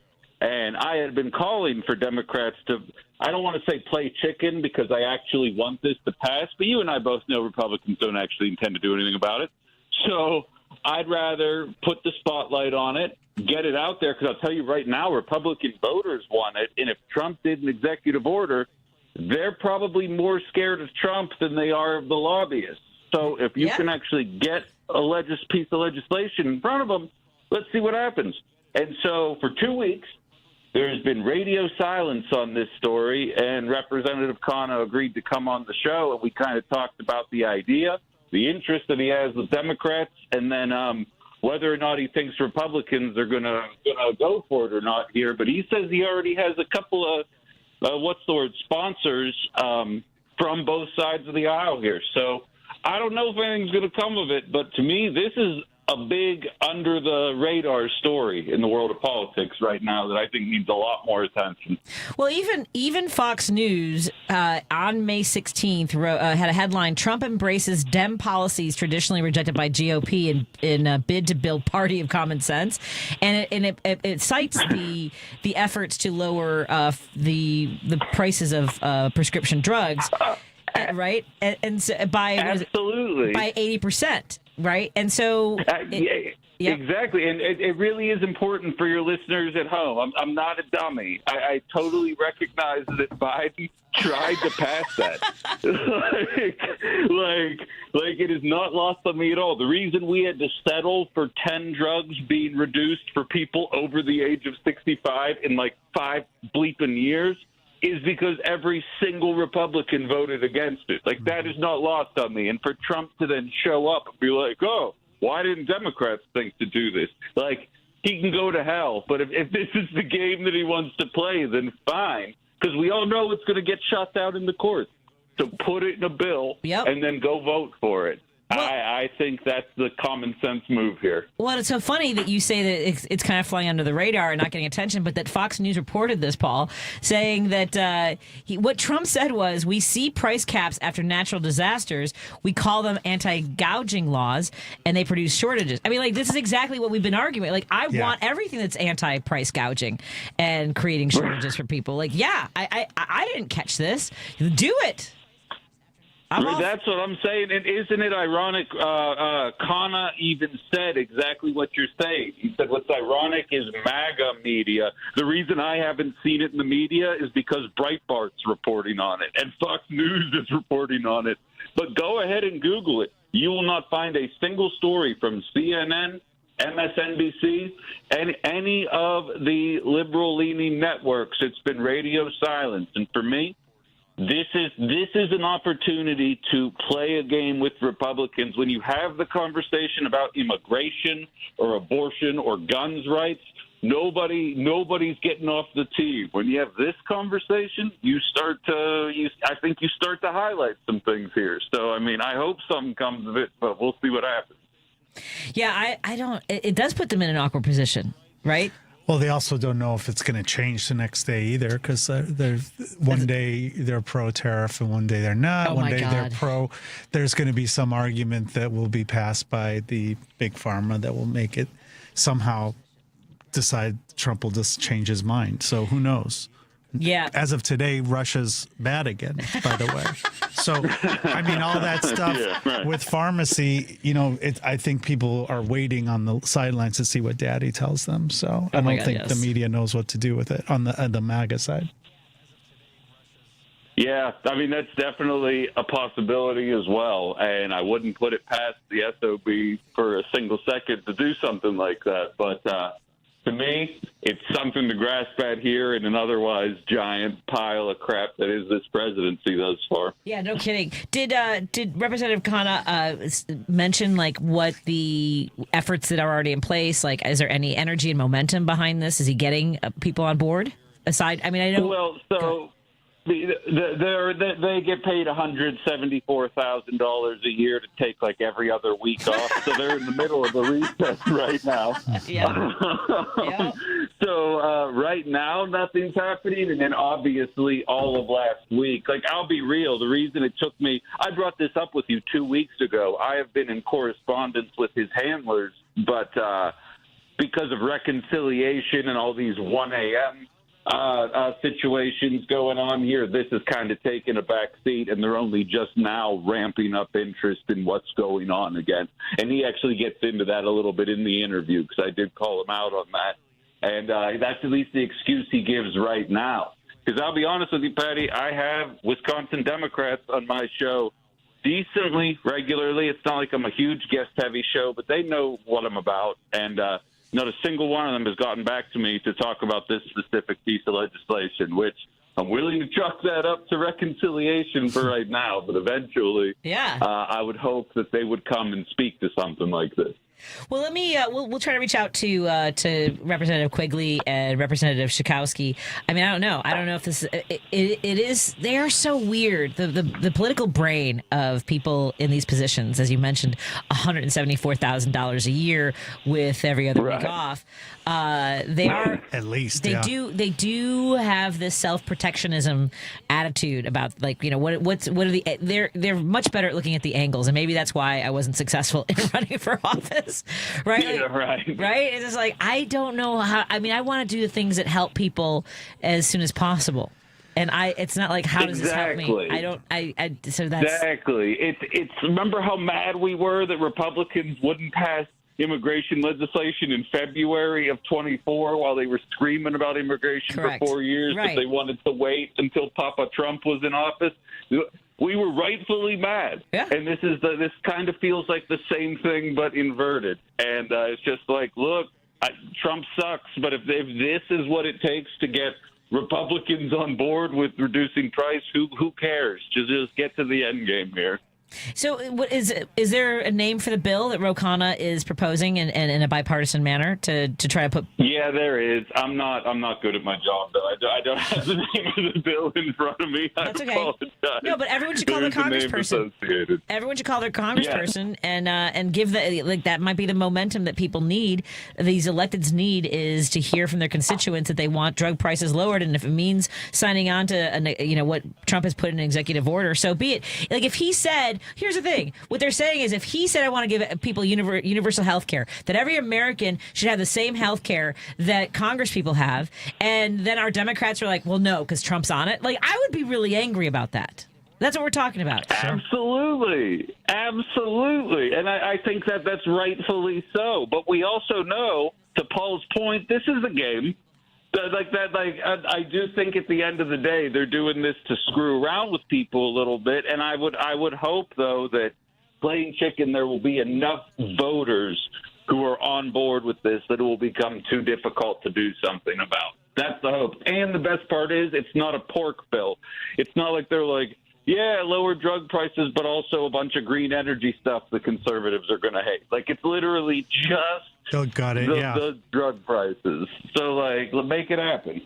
I hear you. Oh, man. Well, I love this, and we'll see if we can reach out to our electeds, but also connect with Ro Khanna to let him know that there are more outlets because we're inspired by you and your mission to get more ears and eyes on this. So thank you, Ben. We appreciate that. Yeah, no, I think that's at the end of the day. That's all I care about is letting other people know that this is happening because my dad got one drug reduced in price that I cover for him that costs over $3,000 every 3 months that you ought to keep refilling it. That's getting knocked down, and that's awesome for him. But there's a ton of people that aren't 65 that have those kind of pills that need the same thing. So Exactly. I don't know. It's a big thing with me. And that's what it means to not be as far as I'm concerned, to be a liberal is to not. Right. It's not about what you're able to do or what you're receiving or how you're doing, but it's making sure that everybody is doing okay, is doing the best they can, and has access to those moments. So I appreciate that. Thank you. Absolutely. Thank you, Ben. Ben is on. Tell folks about how they can find your radio show and tune in anytime. It's on WHBY.com or the app or just any streaming service. Realistically, the other ones, like you guys are on TuneIn. Anything with a 2 times playback is always better than a 1 time playback. Not for my show. I talk too fast for people to listen to it 2 times. It's 2 times fast, 2 times speed. It's ridiculous. Ben, it's always a pleasure. Am I doing your show in the morning? Have we talked? Yeah. Okay. Yeah, that works for me. All right. We'll do 9:30 tomorrow. Sounds good. I appreciate it. Thank you, Ben. Have a good evening. Thanks, Ben. Yep. And I'll check in with you tomorrow. Take it easy, guys. You too. Thank you. Let's take a break here and continue our conversation on WCPT 820 Heartland Signal, KKNW 1150 Seattle, Washington, and KTNF AM 950 Minneapolis, St. Paul. Hey, progressives. This is Richard Chu, host of Chu's Views here on WCPT AM 820, 6 to 8 a.m. Monday through Friday. We have some real challenges in front of us as a country. Since the beginning of this show, I have always felt compelled to bring you the best that I've got. Now, there's always a why to doing whatever we do. So, as we go forward and face these challenges, know this: you listeners are my why, because I want to make sure I do everything I can to provide a safe, open, forward-moving space that allows you to call, email, text, or just listen to a guy that wants to help you bring out your own championship qualities to truly make this place better for us all. Lofty goal, idealistic, maybe so. But that's my why, and I look forward to bringing you the best that I've got. This is Richard Chu. Stay tuned. Medicaid and CHIP offer free or low-cost health coverage for children and teens. Hospital and doctor visits, prescriptions, shots, and more are covered. That's peace of mind for parents if a child is sick or gets injured. And parents may now be eligible for Medicaid too, even if they've applied in the past. Enrollment is always open. Visit InsureKidsNow.gov or call 1-877-KIDS-NOW. Paid for by the U.S. Department of Health and Human Services. After serving in the military, life can seem like an endless loop.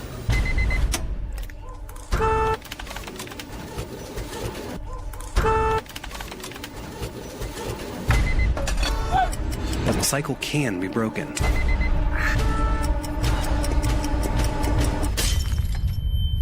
You're not alone. Visit MakeTheConnection.net to learn more. WCPT 820, Chicago's progressive talk, where facts matter.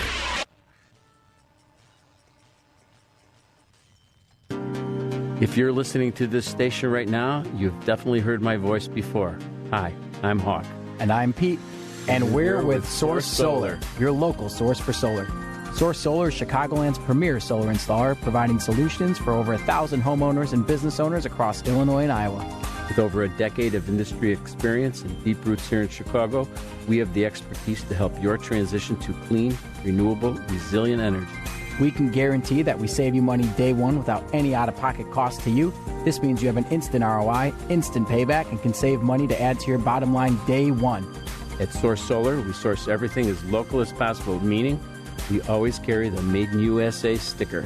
Find us online at www.source.solar. Stop in our office at 5710 North Northwest Highway or give us a call at 773-985-3992. And don't forget to ask for Hawk or Pete. Patti Vasquez is taking your calls now. All right, let's hit it. At 773-763-9278. I got a lot to say. It's Driving It Home with Patti Vasquez. Thank you so much for joining us as we continue to drive it home, and our phone lines are open. The Credo Mobile phone and text lines are open. Credo Mobile, a progressive company that is better for all people and the planet. Visit credomobile.com. Joining me in the studio is comedian Paul Farahvar. We will be appearing at the Den Theater next Thursday, June 5th. It's an 8 o'clock show.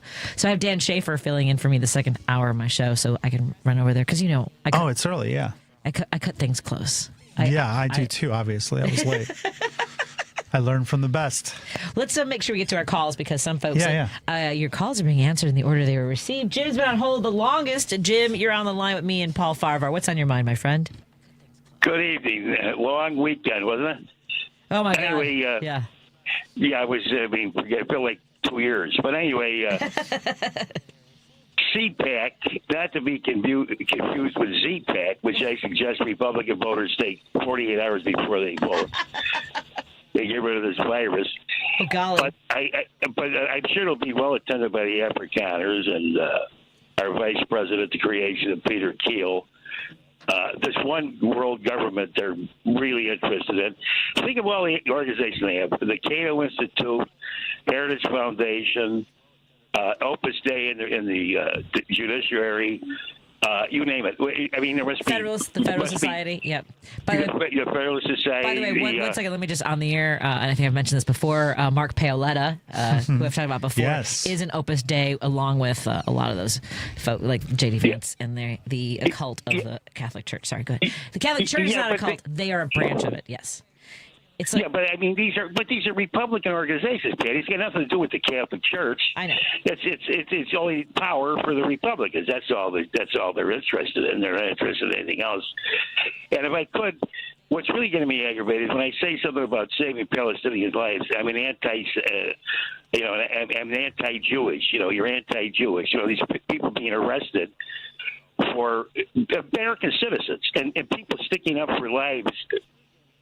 Our fellow Homo sapiens dying by the carloads there, and they won't let the food in there.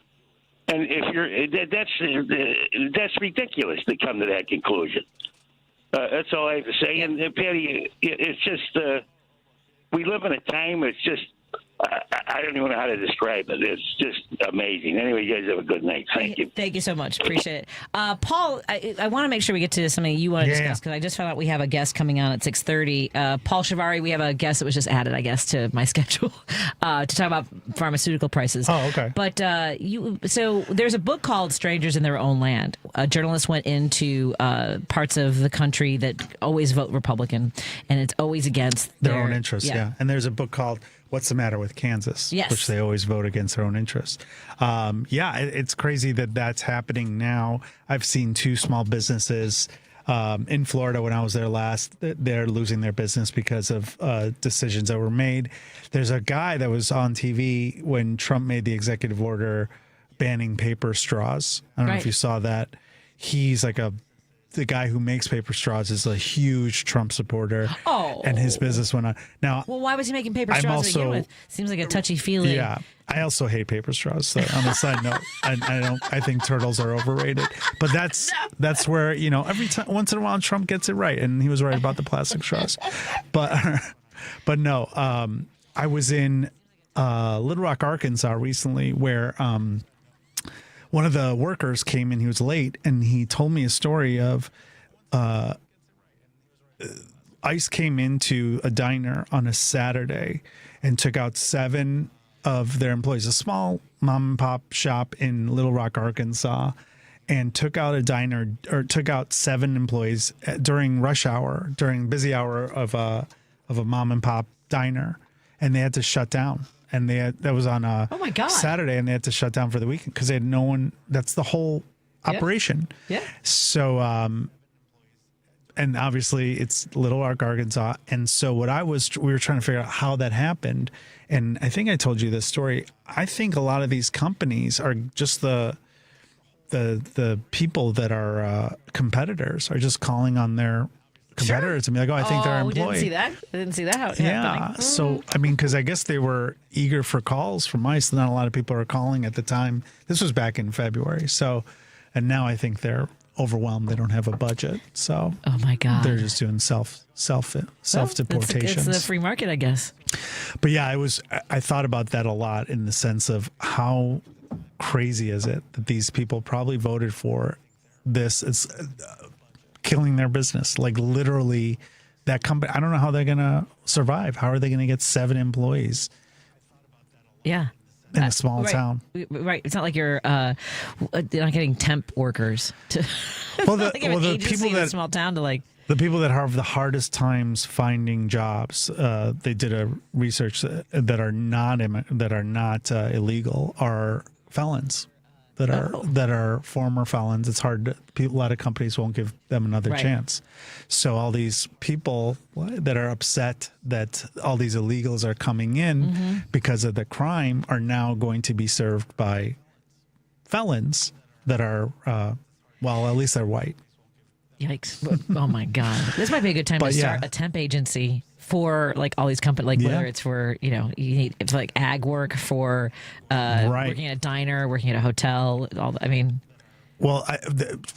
Trump floated the idea of letting hotels have, I don't know if you remember that. Ag and then it went hotels, away. yes. And then what happened to that? I'm sure. But he has to because he was also employing illegal, undocumented workers at Mar-a-Lago on construction sites in New York. I mean, like that's so weird. He's doing something that's and his manufacturers are in China for his shirts and his merch. It's so weird. Yeah.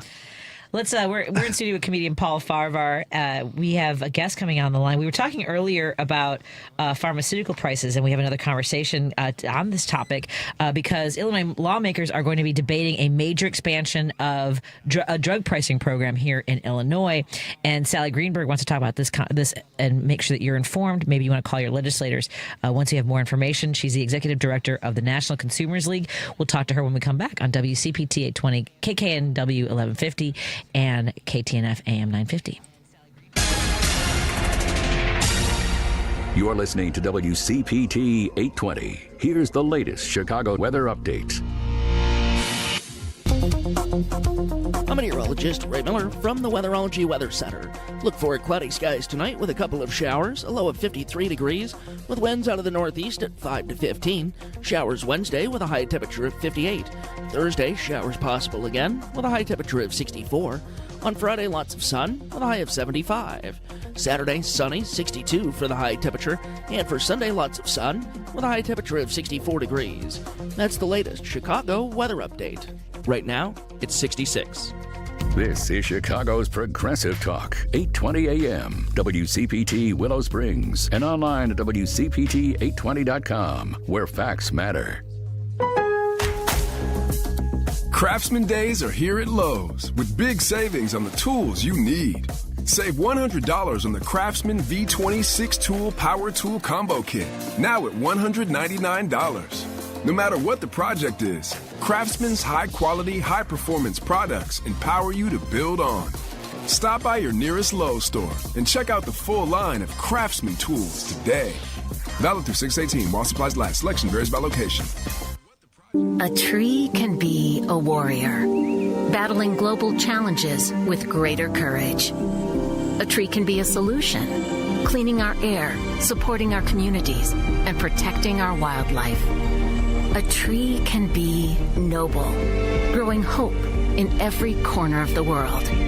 That's why now is the time for trees. Millions of trees. Join our planting movement at arborday.org.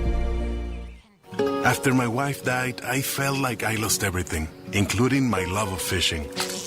But one day, my granddaughter called, and I realized I still had a lot to look forward to. I got referred to a psychiatrist who explained depression can happen to anyone. Getting help doesn't make me weak. It makes me stronger. I just wish it made me better at fishing. Mental health care is working for Diego. See what it can do for you at mentalhealthcareworks.org. A message from the American Psychiatric Association Foundation. This is WCPT 820, where facts matter.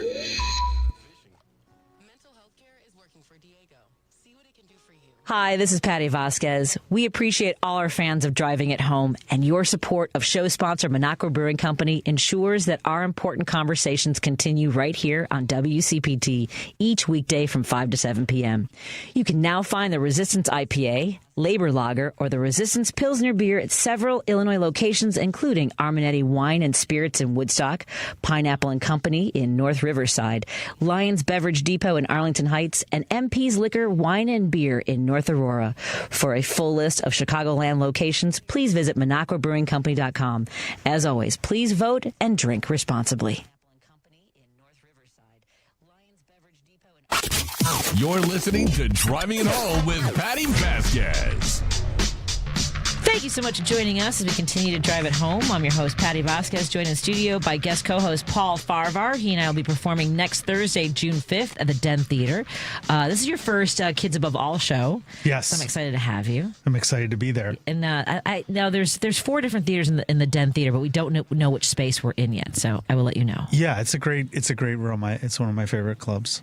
And we have Kimberly Marion. You and I went back and forth on other comics that have on the show. Is it your first time working with Chris Barnes? No, I worked with him before. He's hilarious. Oh my God, I'm a big fan. He does really great crowd work, which is not my comfort zone. Yeah. Not my comfort zone at all. Oh really? Okay. No, I mean I'll do it. You've seen me do it. Yeah. I do it out of belligerence.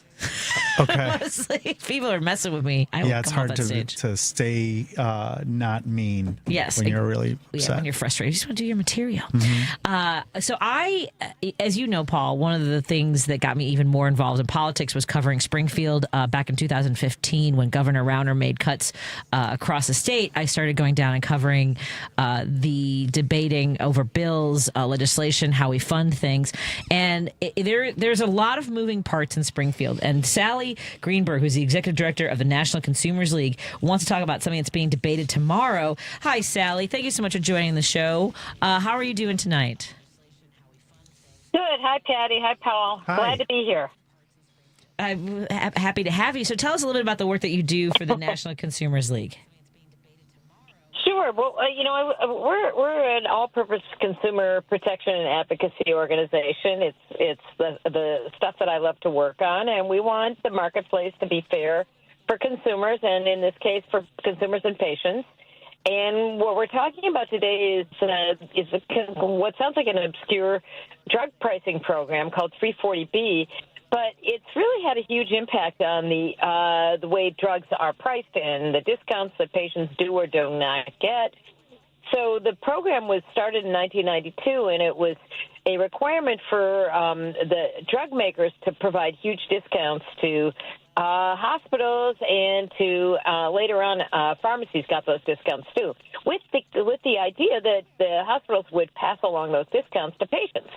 But because the law was so loosely drafted, hospitals haven't been passing along those really substantial discounts to patients, and as a result, hospitals have been and contract pharmacies like CVS and Walgreens and Walmart and Rite Aid have ended up getting bigger and bigger profits from this drug discount program, not passing them along to the patients as intended. So we're here to talk about. We've got some action on the federal level, but as you know, we grind very slowly. I'm in Washington on the federal level, and I love working at the state level because you can do some really positive things. But what the bill in Illinois does, which is concerning, is it further prevents and further cements the right of hospitals to keep sort of in the dark how they're handling and distributing those drug discounts. So I'm going to throw a few facts out here. Medicine price markups are 6. Sally, we're having Sally. Can you hear me? At these 340B. Sally, I don't know if Sally can hear me, Paul, but we're having a lot of trouble hearing her on the air. It's kind of a warbling sound. I apologize. I was trying to get through it, but then it was like it doesn't seem like she can hear me either. So do you want to check with her and see if we can reconnect there? But I do want to make sure, folks. It sounds, from what I could understand, sounds as though there's legislation that your state electeds are going to be voting on, and we've had conversations in the past about how how pharmacy managers, they have this thing about how, the pricing and how they're giving you these deals. And it's kind of disappointing to find out that, especially when Democrats are talking about transparency and billing, like that's one of the things when I ran for office is like, I want people to know what the cost, like that it is universal pricing. Yeah. That we're aware of how it's happening. Let me see if we can get Sally back on. Hey, Sally, sorry about that. I wasn't sure if you could hear me while we were talking. You're right. Yes. Sorry. You're right. You're right. Yeah. Okay. Well, I'm going to throw some facts out because facts matter, as you noted. And medicine price markups are 6.6 times higher at these 340B hospitals that are supposed to be passing along the drug discounts. And only $1 in charity care is provided for every $10 in profit at the 340B hospitals. So that's not acceptable. And what happened is this program was designed in 1992 to share discounts with patients in need. And because the law was drafted in such a sort of a not very specific way, hospitals have gone to town with this program. So what they've done is they've gobbled up all these discounts and kept them from themselves so that the program has exploded. It started very small in 1992. And it's now a $66.3 billion program with the savings not going to patients, but instead going in the pockets of drug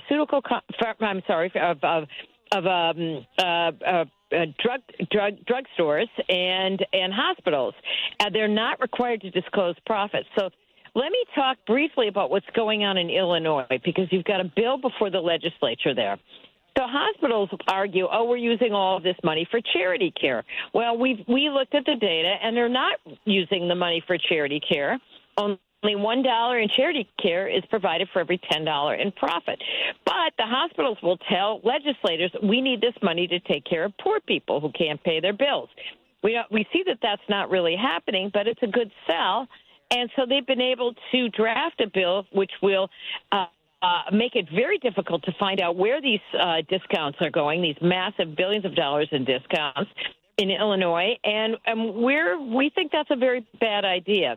The Illinois bill would expand the program. It doesn't have the necessary parameters to prevent the kind of abuses we're seeing with the program. We do want any of these bills to provide for transparency or pass-through. We are not against hospitals. We love hospitals. We just want them to do the right thing by patients and pass along discounts to patients. Can I talk briefly about the problem of medical debt and how that is exacerbated by this? Yeah. So here's the thing. Well, you would think the hospitals that kept all these drug discounts would not come after patients for medical debt. But, in fact, the opposite is happening. Not only are they gobbling up these extra discounts and keeping them for themselves, not sharing those discounts as the legislation intended, but medical debt is a huge problem in America. We've got close to 100 million people, all told, who've had medical debt or are suffering now from medical debt. And one of the big things that weighs down your credit is if you have debt on your credit score. Well, hospital debt represents close to 50% of debt from credit scores. And what happens is you can't pay those hospital debts because of an injury, an unexpected illness. You end up in the hospital. You have a huge bill. What happens is it drags down your credit score, and then you can't get good credit if you want to buy a house, if you want to buy a car, if you want to get a student loan. So it's got real ripple effects, this problem with the 340B program. So here's what we're asking for.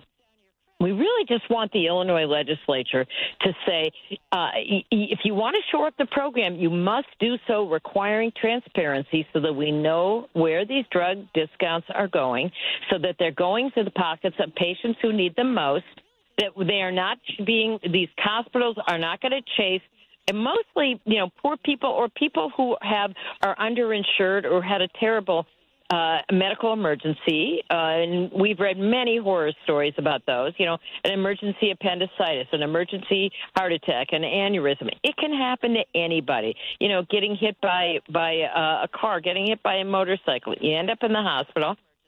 And you end up with a lot of expense that you can't possibly pay. So what we're finding is the consumers they mortgage their house, they have to use their alimony to pay off medical debt, or even declare bankruptcy. So we don't think hospitals that haven't extended these discounts to patients should turn around and then sue them for medical debt. Anyway, the system's out of kilter, Patty and Paul. And what we're saying is in Illinois, we want the legislation to require transparency. Where is this money going? Is it going to patients? And if it is, great. Then it's working like it should. But we're afraid everything that we've looked at says it's not. So that's where we are with the bill. And we want people to talk to their members of Congress. I do have a bill number for you if you're interested. It's in the Senate, it's SB 2385. And it's coming up tomorrow, I think. Well, I was going to say, so folks can email their electeds. They can call the offices. I mean, if we're on the eve of them debating on the floor, what reading are they on? Are they on the third reading? I think they might be, yeah. I mean, I'm not an expert in Illinois legislative That's all right. like you are. I heard you say you used to spend a lot of time in Springfield. No, and in Illinois legislative matters, but we also need to talk to the governor. And the governor and the attorney general in Illinois, both of whom are great elected officials, are concerned about both PBMs, which operate in a very opaque manner, and hospitals in this case they're all connected with each other, and we're not getting patients the help they need. That's the bottom line. Well, folks, and this is something that I'm glad that you're letting us know about, so our listeners can look more into it. Where would you recommend folks learn, educate themselves on the issues in regards to the pricing and what they're trying to pass tomorrow? Sure. Yeah, it's on our website, nclnet.org, as in National Consumers League net.org. And if you just put in the thing, so if you put in our search engine 340B, you should get everything you need. Outstanding. Thank you so much. We've been talking to Sally Greenberg about this legislation that you all need to know more about.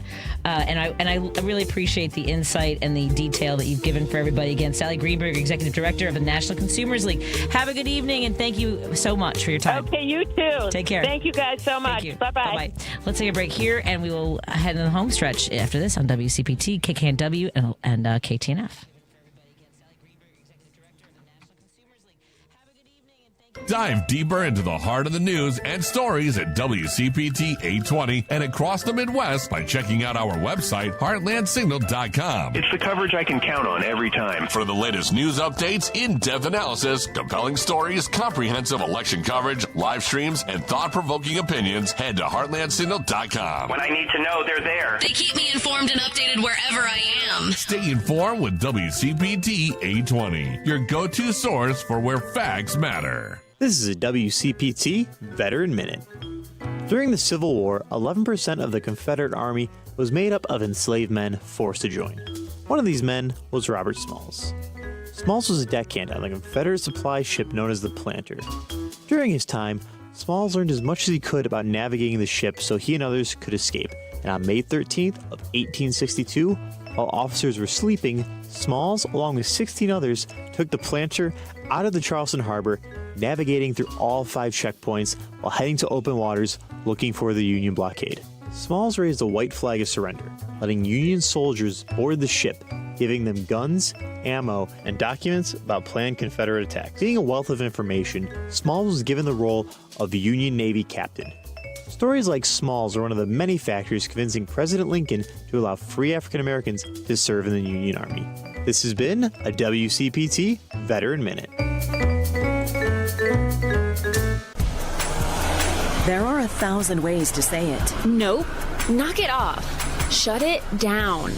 Dream on. No dice. Give it a rest. Not a chance. Or just all text. You focus on the road. As a passenger, you have the power to prevent an accident. There are 1,000 ways to stop a distracted driver. Choose one. A message from CTIA. You're listening to WCPT 820 because facts matter. You're listening to Driving It Home with Patti Vasquez. Thank you so much for joining us as we continue to carry on and drive it home. We're in the studio with comedian Paul Farahvar, guest co-host today. And we have a show coming up next Thursday at the Den Theater for Kids Above All. Are you traveling a lot soon, Paul? I just got back. I was on the road for like a couple of weeks, but I get to stay in my own bed for a couple of weeks. So one more week and then I'm back on the road. Well, it's funny. I actually miss the road. I was talking to a comedian who's traveling right now, and they hate it. But I mean, I don't remember ever hating the road. But what I do know is once I stop being on the road, how much I miss it. I miss just like going from town to town. You know, there's pro. I mean, if I could do it, a certain amount of days every month, that would be great. But I think 2 to 3 weeks on the road is a lot.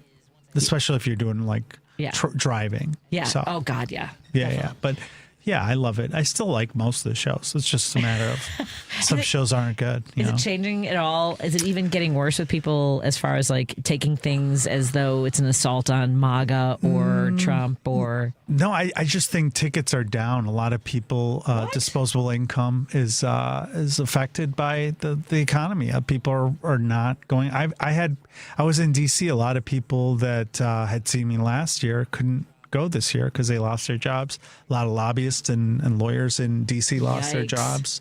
And then you're competing with the playoffs in certain cities, hockey and basketball. Mm-hmm.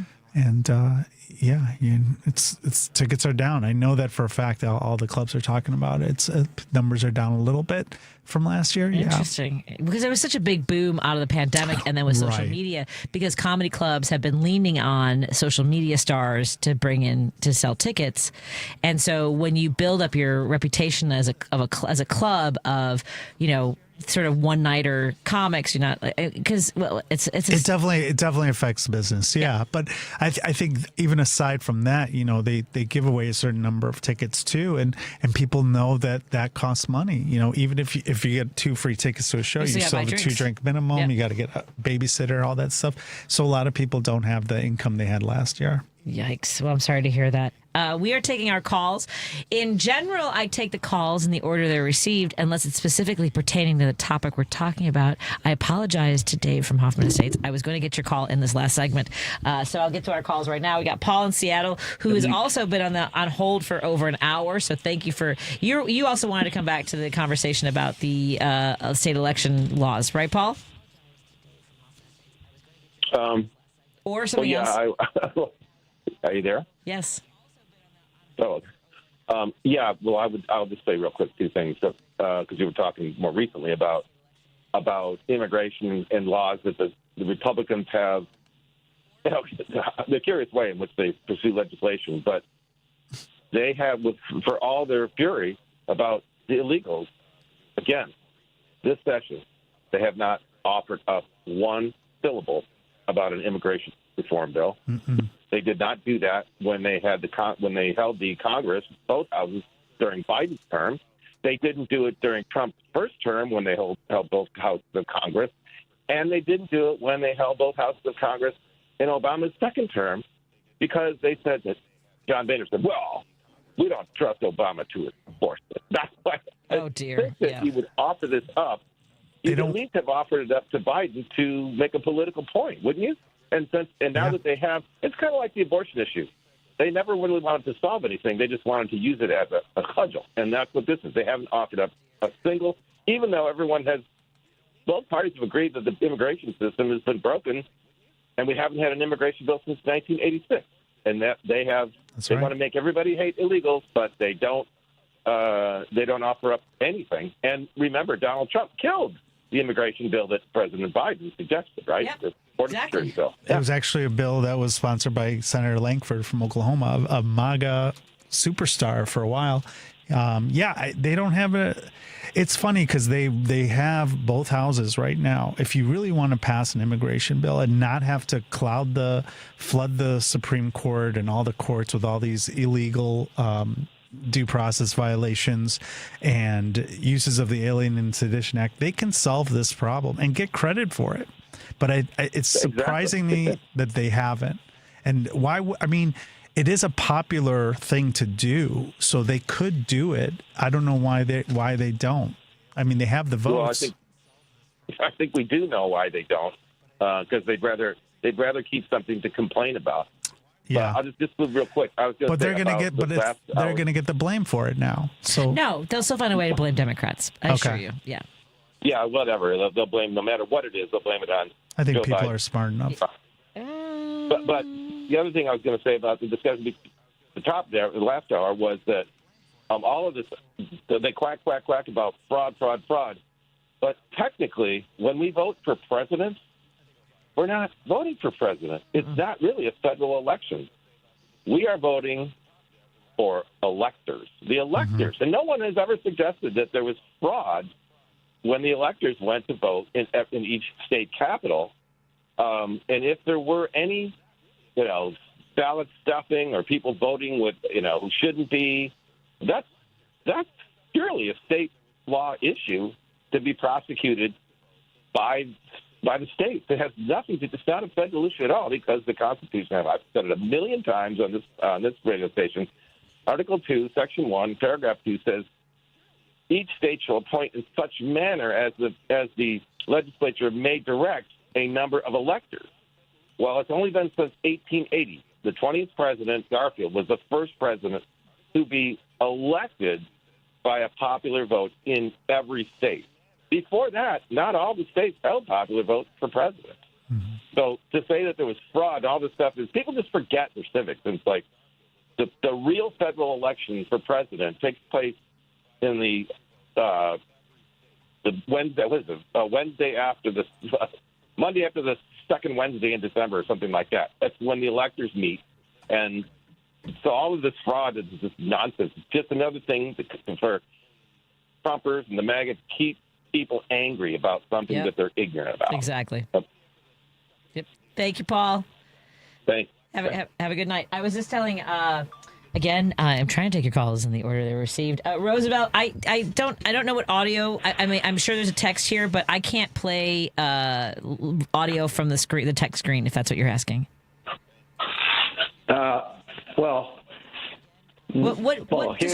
Describe the audio for us, Roosevelt. Okay, so here's the deal. So about 2 days ago, you could read it on Reddit. Okay, Jasmine Crockett.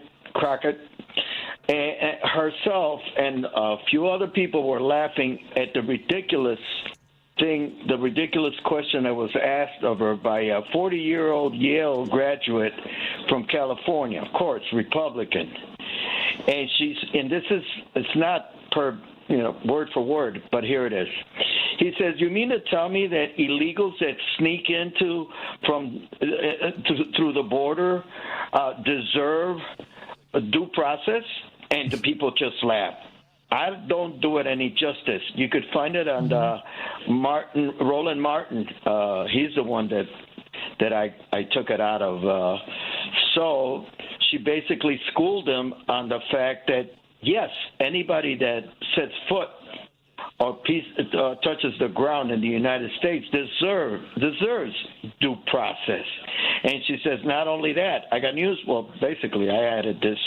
I got news for you. The 14th Amendment also gives their kids citizenship. So basically, she swept the floor with him. And the point that I'm trying to make is these people are not prepared. But why does that surprise us?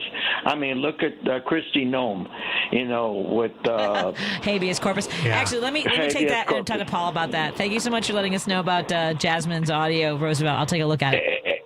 Do you have 15 seconds, real quick? 10. 9. Okay. Wait a minute. Let me say something. The guy that you had from Wisconsin, I can't remember his name. Ben Cominos. You should have asked him. Should have asked him about Ron Johnson. He's against this beautiful bill thing. That's all I got to say. Thank you, and have a good night. Yeah, there are some Republicans that are saying for that the deficit issue. But here's the thing: they can scream about all they want. They'll get something. Yeah, exactly. Habeas corpus, right? Did you see that footage? I did with Kristi Noem. I heard she was crying at the end. As a recovering attorney, and someone says that habeas corpus means the president can expel anyone out of this country that he wants to.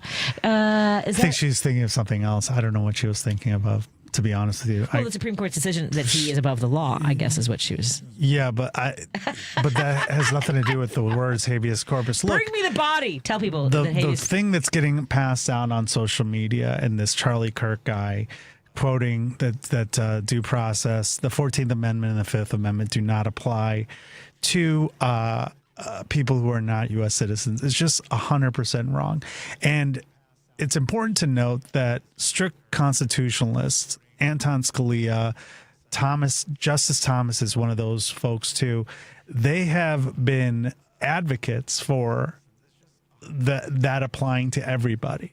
And there's been times where it's come up with Democrat presidents under Clinton. They use that argument as a weapon to say that this applies.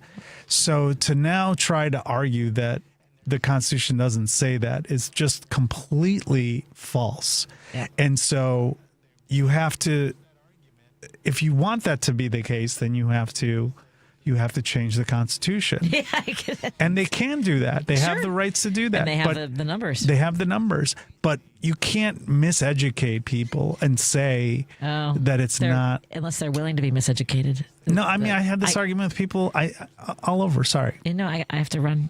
Paul and I will be at the Penn Theater next Thursday, June 5th. Go to kidsaboveall.org. Thank you. Thank you so much to Paul Farahvar. Good night, everybody. Love you. At Tropical Smoothie Cafe, summer is our season, and we're kicking it off with a fruit